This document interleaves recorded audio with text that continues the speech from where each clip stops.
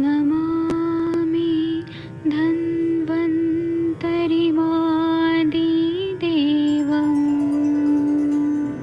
सुरासुरैर्वन्दितपादपद्मं लोके जरामृत्युनाशं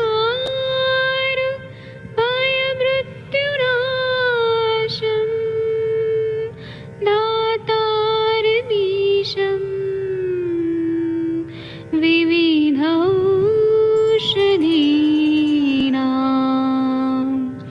शङ्खं चक्रं जलौकां दधतं मृतघटं चारुतोर्भिश्चतुर्भिः सूक्ष्मस्वच्छादिरुद्यं शुकपरिविलसन्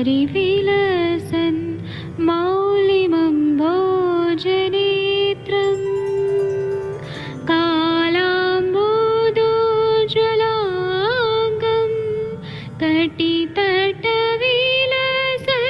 चारुपीताम्बराढ्यं वन्दे धन्वन्तरिन्तं निखिलगदमिव प्रौढदावाग्निनीलम्।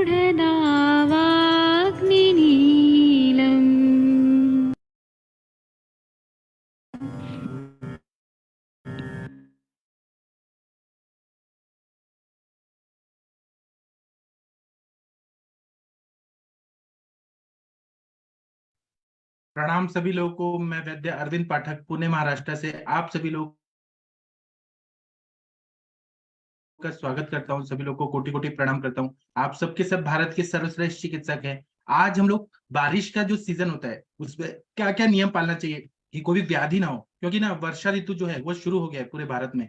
तो इसके लिए आयुष दर्पण पे हम लोग बारिश में रोग प्रतिबंधक उपाय, इस पे हम लोग चर्चा करेंगे जो सभी के काम आने वाला है। जो लोग डॉक्टर लोग भी हमारे लेक्चर सुनते हैं उनके लिए, उनके पेशेंट लोग के लिए काम आएगा। जो लोग डॉक्टर नहीं है वो भी हमारा लेक्चर सुनते हैं, उनके लिए भी काम आएगा। और बहुत ही सिंपल सिंपल है, और कुछ सिंपल सिंपल जड़ी बूटियां वगैरह भी है कि उसका प्रयोग कर दिया जाए तो कोई भी बीमारी नहीं होगा। जैसे ही गर्मी का सीजन समाप्त होता है, ग्रीष्म ऋतु समाप्त होता है, वैसे ही मानसून आ जाता है भारत में और बारिश शुरू हो जाती है। तो बारिश जब होने लगती है तो सभी जगह क्या होता है कि हरा हरा वातावरण दिखाई देने लगता है।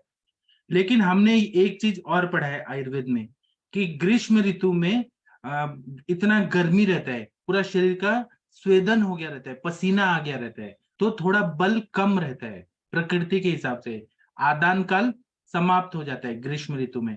उसके बाद में वर्षा ऋतु जब शुरू होती है तो विसर्ग काल शुरू हो जाता है। उस टाइम पे जैसे ही गर्मी ये होती है, कम होती है, वैसे ही दो चीजें होने लगती है। ग्रीष्म ऋतु में जो संचित वायु था, वायु जो संचित अवस्था में था, वो वायु का प्रकोप होने लगता है वर्षा ऋतु में। दूसरा क्या होता है कि वर्षा ऋतु में पित्त का संचय होने लगता है। और जितनी भी वनस्पतियां होती है सब में बारिश होने की वजह से क्या होता है, वनस्पतियों में, अपने धान्य में, सब में पानी पानी हो जाता है। तो पित्त का बहुत ज्यादा ये संचय होने लगता है और पित्त का प्रकोप बाद में शरद ऋतु में होने लगता है, ये हमें मालूम है। तो वर्षा ऋतु में अग्निमंद होना ये आप लोगों को दिखेगा। आप लोग क्योंकि जो वेजिटेबल खा रहे हैं, जो भी गाय का दूध पी रहे हैं या जो भी चीजें ले रहे हैं, वह अग्निमंद करता है। तो इसीलिए जैन ऋषि लोग जो है, जैन धर्म में इतना बढ़िया बताया, चातुर्मास का जो व्रत होता है, चातुर्मास का योग जब होता है ना, तो जैन मुनि लोग 4 महीने तक पूरा व्रत करते हैं कि एकदम कम खाना खाना है या हल्का खाना खाना है, अग्नि पे ध्यान देते हैं। और चातुर्मास में तो लोग गर्म पानी पी के रहते हैं कि पूरा आम का पचन हो। वो लोग साधु है, हम लोग सर्व सामान्य लोग हैं। तो इसमें हमें बहुत ज्यादा गुरु पदार्थ नहीं खाना है, हल्का पदार्थ खाना है। और अगर अग्निमंद हो रहा है तो हमें अग्नि को बढ़ाने वाला चिकित्सा करना चाहिए। दूसरा क्या है कि जैसे ही बारिश आने लगता है तो सब जगह हरा हरा ऐसा दिखाई देने लगता है, हरियाली दिखाई देने लगती है। मैंने आप लोग के स्क्रीन पे मरीन ड्राइव मुंबई का वो दिखाया है, वो देखिए कितना अच्छा। अभी वो तूफान आया था ना, उसका मैंने फोटो दिखाया है। तो अगर हम लोग देखेंगे ना, तो जब बारिश होने लगता है तो सभी जगह ड्रेनेज ऐसे ओपन हो जाते हैं और पूरा ऐसे बाढ़ जैसी स्थिति हो जाती है। आप लोगों को मालूम होगा, कहीं से भी पानी कहीं से भी निकलने लगता है, गंदे नालों का भी पानी शहर में आ जाता है, समुद्र का मैं केवल मुंबई की बात बता रहा हूँ। फिर वो नदी जो है, वो मीठी नदी, गोड़ नदी, वहां का भी पानी आने लगता है। फिर उसकी वजह से क्या होता है, बहुत सारे बीमारियां होने लगती है। रास्ते में कहीं पर भी पानी पानी जमा रहता है, गड्ढे गड्ढे बहुत ज्यादा हो जाते हैं। और इसके बाद में ये जो मछली वगैरह है या फिर जो भी जीव जंतु है वो भी आने लगते हैं। मच्छर बहुत ज्यादा आने लगते हैं बारिश के सीजन शुरू होते ही। और उसके बाद में और वो मच्छर के साथ डेंगू, चिकनगुनिया, मलेरिया, ये सब करने वाले आने लगते हैं। और उसके बाद में बहुत सारी बीमारियां होने लगती है। अभी तो आजकल लोग हाइजीनिक पूरा फॉलो करते हैं, लेकिन पहले तो बहुत ज्यादा बीमारियां होता था। Cholera, dysentery, fever, viral fever, ऐसे बहुत ज्यादा होता था। और जैसे जैसे लोक संख्या बढ़ रही है, शहरीकरण हो रहा है, और बहुत सारी चीजें, सुख सुविधाएं हमें नहीं मिल पा रही है। और क्या है कि अभी शहर जो है, जैसे महानगर है मुंबई या फिर बड़े बड़े जो शहर है, वहां पे रहने का जगह या फिर वहां पे साफ सफाई बहुत कम है। तो इसकी वजह से बीमारियां बहुत ज्यादा बढ़ने लगे। मेरे कुछ क्लासमेट है जो मुंबई में प्रैक्टिस करते हैं स्लम एरिया में, और वो लोग लैक्स में पैसा कमाते हैं। और वो लोग का भी सीजन शुरू हो गया है, बारिश का सीजन शुरू हुआ तो वो इतना धनाधन धनाधन एलोपैथी का जीपी करेंगे और धनाधन एंटीबायोटिक लिखेंगे, एंटीपायरेटिक लिखेंगे, और बहुत ऐसा पैसा कमाते हैं।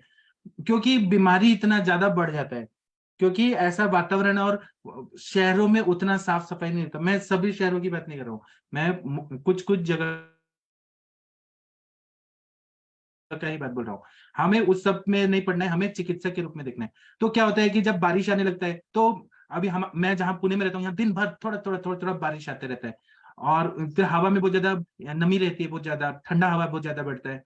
फिर उसके बाद में हवाएं चलती रहती है, पचन शक्ति कम हो जाती है, शरीर का एक तो कमजोर हुआ है ग्रीष्म ऋतु में। ऐसे भी यहाँ पे अग्निमंद है तो क्षीणता होती है, दुर्बलता आती है, व्याधि प्रतिकार शक्ति कम होने लगता है, फिर लोग बीमार पड़ने लगते हैं।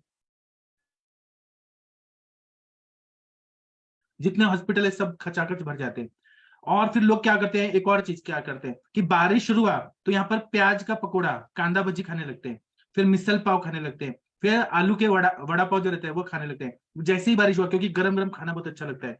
और ये ऐसी चीजें हैं कि एक ही तेल में पका पका के लोग खा रहे हैं, वो जला हुआ तेल में। लोगों को अच्छा लगता है, गरम गरम बारिश हो रही है और गरम गरम कुछ ऐसे चीजें खाए, स्नैक्स खाएं। उससे क्या होता है, बीमारी होती है, अग्निमंद हो जाता है। और ये आमंत्रित करता है रोगों को कि आप खाओ। और जितना वो खिलाने वाले खाते हैं उतना ही हॉस्पिटल भरते जाते हैं। दूसरा क्या है कि पानी दूषित रहता है, प्रतिकार शक्ति बहुत कमजोर रहती है, चटपटा खाना, उसके बाद में विदाही आहार, ऐसा आहार रहता है कि बहुत विदा उत्पन्न करता है। मतलब इतना चटपटा लोग खाते हैं ना गरम मसालों का, उसी तरह से। तो इसके वजह से क्या होता है कि अतिसार होने लगता है, उल्टी आने लगती है, जॉन्डिस होने लगता है, कामला। अब वो जॉन्डिस में क्या है कि लीवर का फंक्शन एकदम डिस्टर्ब होता है, बुखार आने लगता है, मलेरिया, डेंगू, चिकनगुनिया, ये सब बीमारियां बढ़ जाती हैं। तो आप सबके सब प्रैक्टिशनर हैं, सभी के प्रैक्टिस में जरूर ऐसे पेशेंट आते होंगे। तो इसके लिए आयुर्वेद में कुछ प्रतिबंधक आहार सेवन करने के लिए बताया है कि हिसाब से खाना है, परहेज पाला तो हमें बीमारी नहीं आती है। उसके लिए क्या बताया है वह आप लोग सुनिए। जो मैं बता रहा हूं बहुत ही इंपॉर्टेंट है, और ये बहुत सारे वैद्य लोगों ने रिसर्च करके बताया है। एक तो क्या है कि खाना खाने के पहले भोजनाग्रे सदा पथ्यम लवण अदरक भक्षणम, खाना खाने के पहले हमेशा सेंधा नमक और लवण, सॉरी सेंधा नमक, लवण या काला नमक वगैरह, और अदरक खाना बहुत जरूरी होता है। भोजन आग्रे सदा पथ्यम लवण अदरक भक्षणम। तो इसलिए 1/4 इंच इतना अदरक का टुकड़ा और सेंधा नमक मिक्स करके एक चबा चबा के खाना चाहिए। दूसरा, बॉयल किया हुआ पानी है, 1 लीटर को बॉयल करके हाफ करें, मतलब पानी का क्वाथ पिए, यह पचने के लिए अच्छा रहता है। और इससे कभी भी मतलब जो वाटर बॉर्न डिजीजेस होती हैं वह नहीं होती है। फिर उसके बाद में अदरक डाल के, तुलसी डाल के, फिर जो ग्रीन टी होता है यह डाल के चाय पीना चाहिए, अगर चाय पीने के शौकीन है तो। ठीक है, फिर खजूर और मनुका, इसका काढ़ा पीना चाहिए। ठीक है, उसके बाद में मूंग दाल का यूश पीना चाहिए, मूंग दाल को बॉईल करके उसका जो पानी है, केवल पानी पीना चाहिए।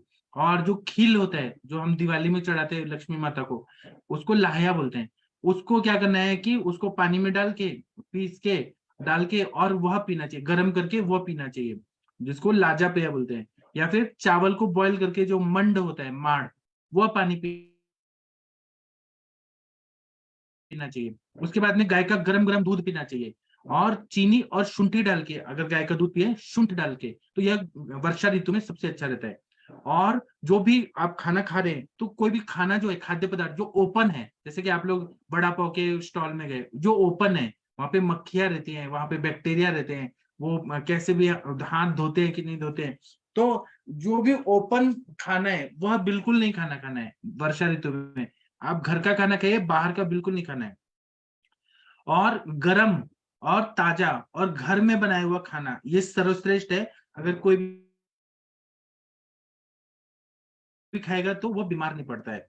जवारी का रोटी खा सकते हैं, या गेहूं का फुलके चपाती खा सकते हैं, मूंग दाल का, मूंग और खिचड़ी, जो मूंग और चावल का खिचड़ी होता है वह खा सकते हैं। फिर यहाँ पे राजगीरा का लड्डू बनता है, यह खा सकते हैं। फिर उसके बाद में जो खील होता है उसका चिवड़ा जो रहता है, चूड़ा, वह खा सकते हैं ऐसे, ऐसे घी में थोड़ा फ्राई करके, या मखाने खा सकते हैं घी में फ्राई करके, नमक डाल के।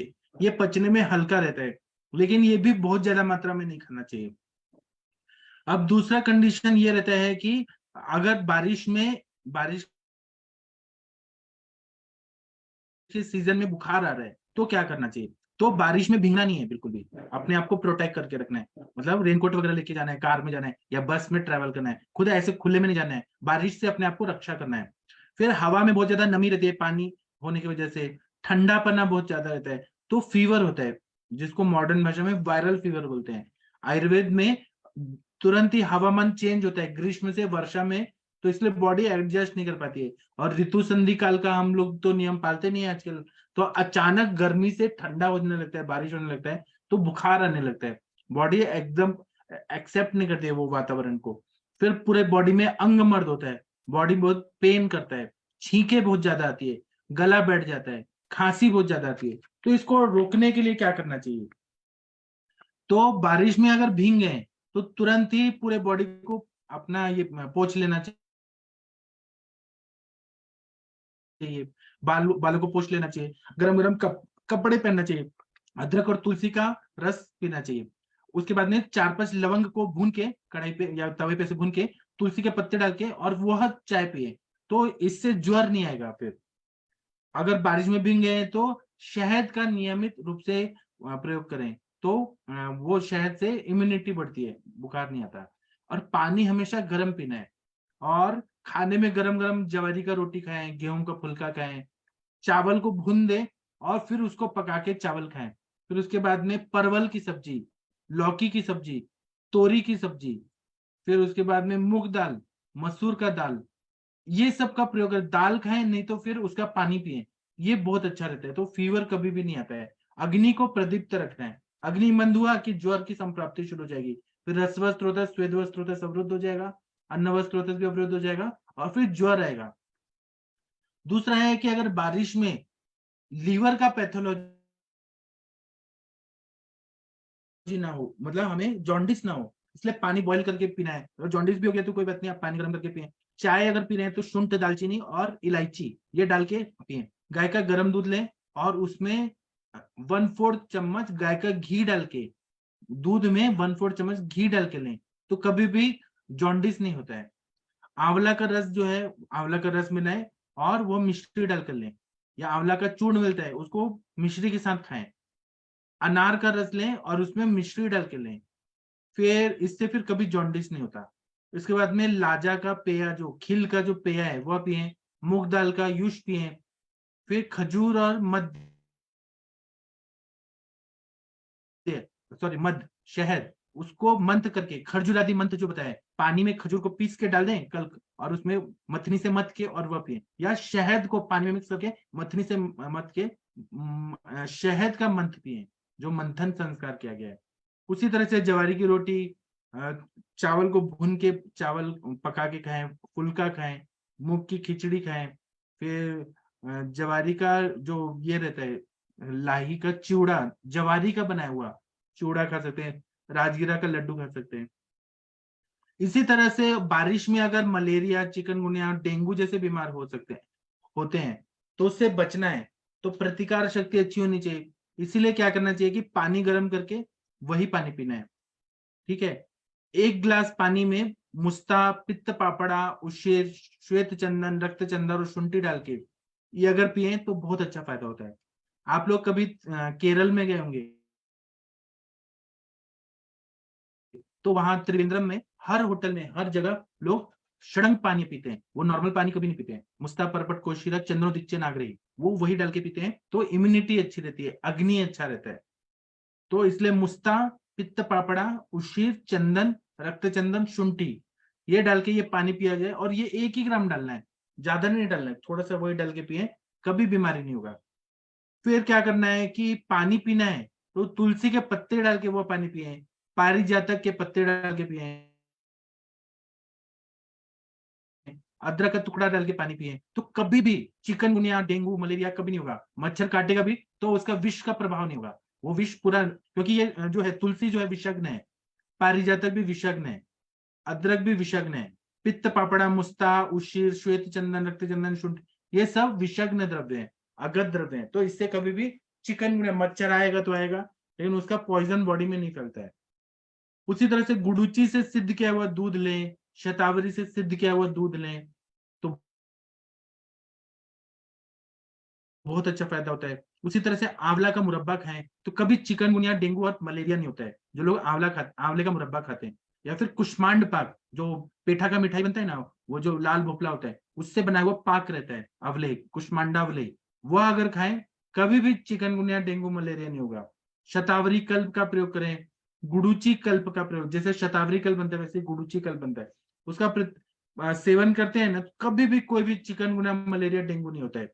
और ऐसे सादे सादे प्रयोग करते हैं ना, तो हमारी इम्यूनिटी अच्छी रहती है। आप लोग अपने बच्चों को भी दीजिए, सिंपल सिंपल चीजें दीजिए। और बारिश से अगर हमने सेफ्टी में अपने बच्चों को रखा, तो हॉस्पिटल जाने का, डॉक्टर के पास जाने का, प्लेटलेट कम हो गए, ये हो गया, वो हो गया, एंटीबायोटिक्स दो, ये सब देने की जरूरत ही नहीं पड़ेगी, और हमारा परिवार सुखी रहेगा। तो आप खुद भी यूज करिए और अपने पेशेंट लोग को भी ये सब चीजें बोलिए। अभी मैंने जो बताना था वो बता दिया, अब मैं अनम्यूट करता हूँ। आप अनम्यूट करने का ऑप्शन देता हूँ, आप लोग आइए और कुछ बताइए अपना। Doctor Mandakini ma'am, doctor Monica ma'am, कुछ आप लोग भी बताएंगे बारिश में क्या करना चाहिए कि इम्यूनिटी अच्छी रहे और बीमार न पड़े लोग। कंचन मैम, आप क्या मुंबई के लोगों को बोलती हैं कि इम्यूनिटी अच्छी रहे? आयुर्वेद के लोगों को आयुर्वेदिक ट्रीटमेंट क्या बताती हैं आप? प्रणाम सर। बहुत अच्छा टॉपिक है और हमें अभी वर्षा ऋतु स्टार्ट हो गया है और मुंबई में तो ये काफी ज्यादा मतलब होता है बारिश। अभी 4 दिन से तो चालू ही हमारे यहाँ पे बारिश। इतना तेज नहीं है पर मतलब कि हमने सनलाइट नहीं देखा अभी 4 दिन से। तो यहाँ पे मतलब घरों में कपड़े सुखाना और घरों में फंगस डेवलप हो जाता है बहुत बार। तो सर्दी खांसी की शिकायत बहुत पेशेंट में आती है। श्वास की कंप्लेंट्स लेके आते हैं पेशेंट।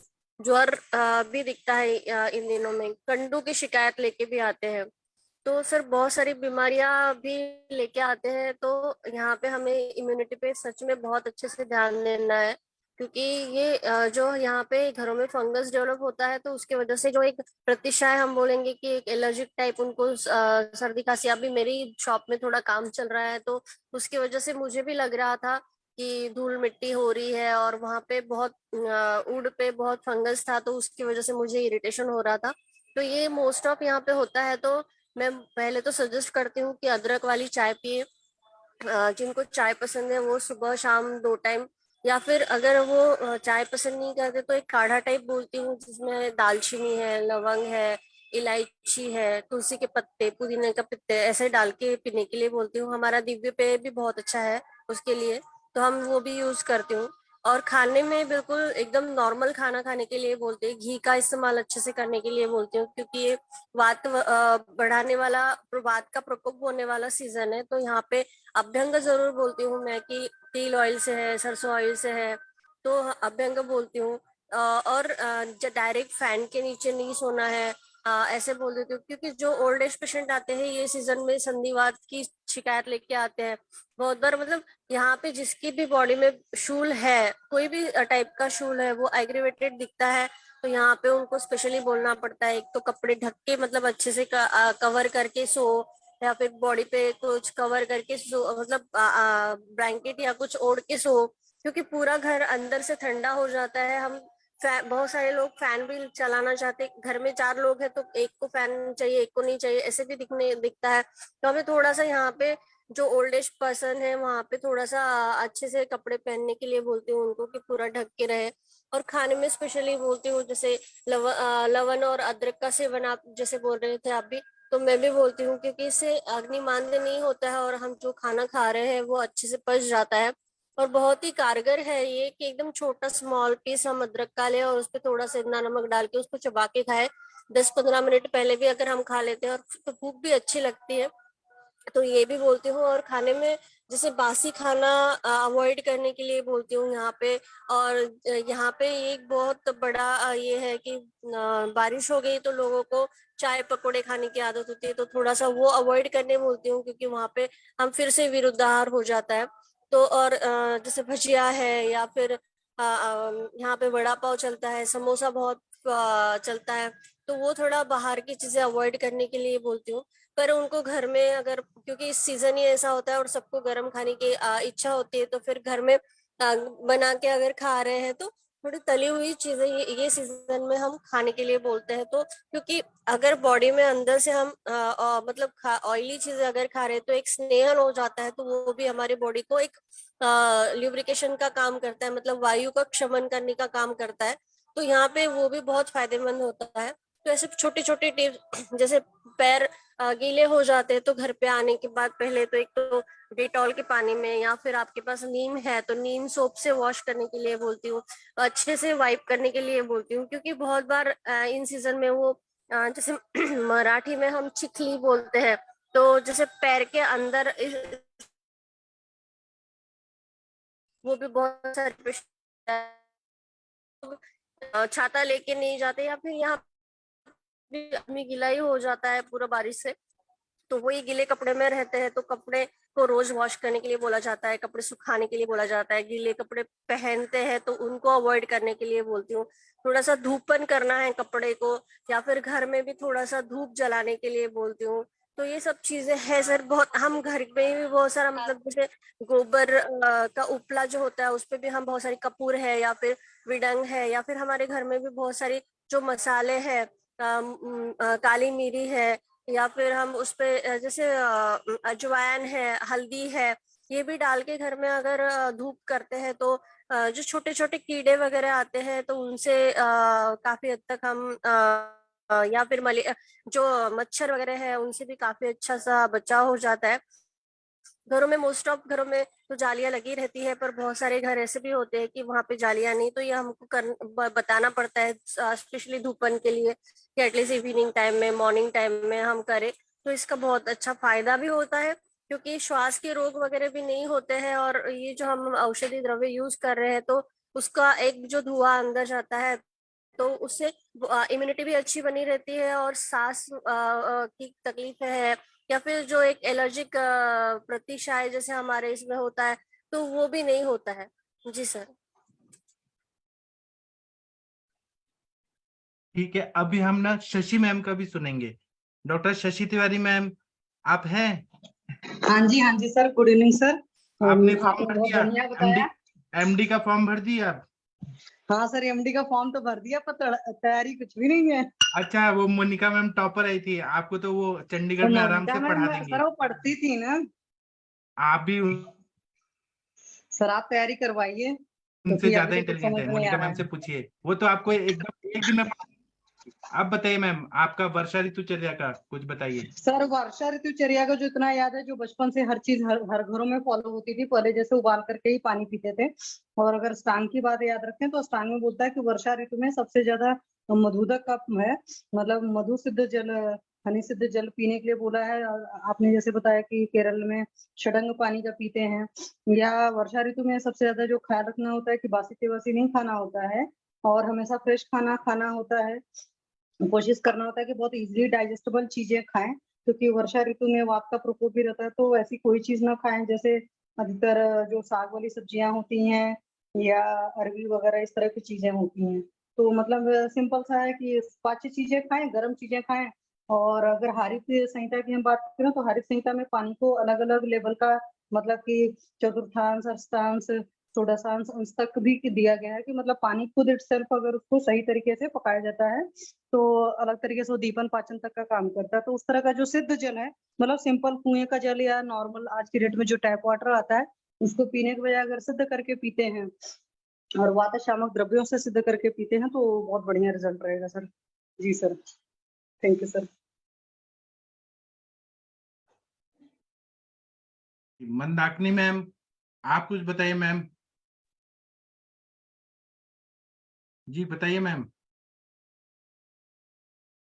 डॉक्टर मंदाकिनी मैम कुछ बोलिए, शायद आवाज नहीं जा रही है। कोई और बोलना चाहता है इस टॉपिक पे? डॉक्टर रश्मि मैम कुछ बताइए आप। सर मेरा एक क्वेश्चन था। हाँ सर बताइए। सर जैसे अभी बादल भी हैं और बारिश भी हो रही है लगातार हमारे यहाँ पे, तो ऐसे में हम नस दे सकते हैं क्या?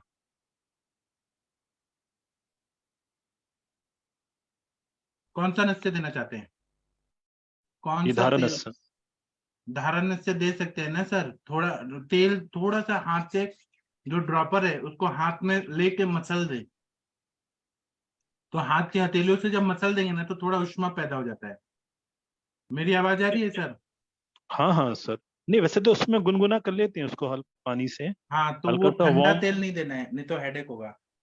जी जी जी, ठीक सर, थैंक यू। और मंदाकिनी मैम कुछ बोल रही थी, हैंड रेज किया हुआ है। बारिश तो यहाँ पर भी बहुत ज्यादा हो रही है महाराष्ट्र में। कोई और बोलना चाहते हैं तो बोल सकते हैं, किसी का कोई अपना कोई कुछ व्यू है तो बोल सकते हैं। वर्षा कौशिक मैम, आप बारिश पे कुछ बोलिए, वर्षा ऋतु पे। वर्षा मैम कुछ बोलिए, डॉक्टर वर्षा मैम। तकदीर जी कुछ बोलिए, रश्मि मैम बोलना चाहते हैं क्या? दिन से सोने से बचे, मेरी आवाज नहीं जा रही है वहां।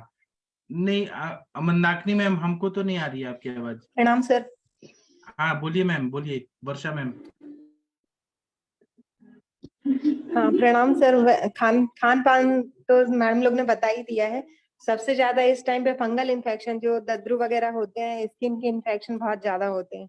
तो उसके लिए भी बहुत सावधानी रखनी चाहिए कि मतलब कभी भी शरीर को गीला नहीं रखना है, नमी वाले कपड़े नहीं पहनना है, अच्छे से सुखा के धूप में। और कपड़ों को भी, किसी को अगर कुछ इचिंग या कुछ भी होता है तो उनको भी, जैसे हम पानी को उबाल के पी रहे हैं, ऐसे ही उन कपड़ों को भी गर्म पानी से धोना चाहिए, मतलब मेरा जो है। और बाकी अपन लगाने के लिए नीम का तेल या नारियल के तेल में कपूर मिक्स करके लगाएं अगर, तो शायद फंगल इन्फेक्शन कम होंगे। मतलब जिसको थोड़ी शुरुआत होती है दद्रु वगैरह की, तो उसमें बहुत अच्छा है इसका, मतलब इचिंग वगैरह नहीं होती अगर भीमसेनी कपूर को नारियल के तेल में मिक्स करके लगाते हैं। जी बहुत अच्छा बताया आपने। और कोई कुछ बताना चाहते हैं तो बता सकते हैं। Thank you ma'am. कोई और बताना चाहते हैं ये टॉपिक पे? अर्चना मैम, मोनिका मैम कुछ बोलना चाहते हैं आप लोग? जागीर सिंह जी, किसी को बोलना है ये टॉपिक पे? जी मैम। प्रणाम सर। जी मैम, आप कैसी है मैम? सर ठीक हो सर। आप आयुष दर्पण की टॉपर हैं। दुनिया याद रखेगी कि जब भी कोई एमडी एंट्रेंस देगा तो मोनिका मैम जैसा किसने अच्छा पढ़ाई नहीं किया। अरे सर, ठीक है मैम, आपका बताइए आप सर। इस टॉपिक पे बताइए। हाँ जी सर, नहीं मैक्सिमम चीजें कवर हो गई और हम लोग यही देखते हैं कि ज्यादातर स्किन डिजीज वाले और एसिडिटी के केसेस भी बढ़ जाते हैं सर इस टाइम पे। और पेन्स वाले पेशेंट्स बहुत आते हैं सर, जॉइंट पेन्स जो है वो इंक्रीज, क्योंकि वात की वृद्धि होती है तो जॉइंट पेन्स वाले केसेस भी बहुत बढ़ जाते हैं इस टाइम पे। और सर डाइट का और आहार विहार के बारे में अभी जैसे डिस्कस हुआ, तो गर्म पानी पी करके पीना चाहिए, ये बहुत हम लोग कॉमनली यूज करते हैं। जैसे आपने बताया केरला में, वहां पे भी सर हमेशा जीरे वाला पानी पीते हैं, वो उसको जीरा हमेशा उबाल के रखते हैं और वही वाले पानी का सेवन करते हैं, तो इस तरह से वही दीपन पाचन होता रहता है और उससे वात का प्रकोप नहीं होता, उससे उसको बचाया जा सकता है सर। बाकी सर सब मैडम लोगों ने बता ही दिया। ठीक है, थैंक यू मैम, आपने बहुत अच्छा थैंक यू बताया। सर। हाँ, और किसी को कुछ बताना है? कोई बोलना चाहते हैं तो बोल सकते हैं। ये ओपन प्लेटफॉर्म है, सब लोग आपको जानेंगे कि देखिए ये लोगों का ये स्टडी है। अजय जी कुछ बोलना चाहेंगे? अर्चना मैम, एमवी महाजन सर, कुछ बोलना है तो बोल सकते हैं। गंगवार सर, अनामिका मैम, कुछ बोलना चाहते हैं आप लोग? नहीं हेलो बोलना सर। चाहते? हाँ जी हेलो। बोलिए। जी बोलिए हाँ मैम। सर, हाँ। बहुत अच्छा टॉपिक है आज का। ये मैम लोगों ने तो ज्यादातर कवर ही कर दिया सब कुछ, जो खान पान का जो है। तो मैं ज्यादातर देखती हूँ यहाँ पर फंगल इन्फेक्शन बहुत ज्यादा होता है। उंगलियों के बीच में एक फंगल इन्फेक्शन होता है। वो बहुत, जो लोग थोड़ा लो हाइजीन जगह पर रहते हैं, वो लोग इस टाइम पे बहुत सफर करते हैं। तो वो जो मैम ने बताया नीम तेल और कपूर, वो देने से बहुत अच्छा होता है।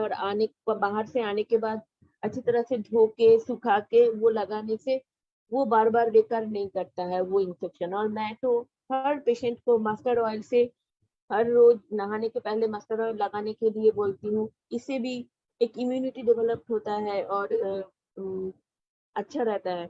और जो टी का जो सबने बताया ना, उसमें मैं भी दालचीनी, तुलसी, शुंठी और गोलमरीच, ये चार जो काला मरीच है, वो चार चीजों से टी बना के खाने से वो भी सर्दी जुकाम का प्रॉब्लम नहीं आता। यही सब बोलती हूँ। और ज्यादातर तो कंचन मैम, सती मैम, वो सबने बहुत अच्छी तरह से बता दिए। Thank you sir. ठीक है, थैंक यू। तो अभी हम सेशन बंद करते हैं, इस पर बहुत अच्छा चर्चा हो गया। अब हम 8:15 पे मिलेंगे। तब तक के लिए थैंक यू, प्रणाम सभी लोग को, थैंक यू।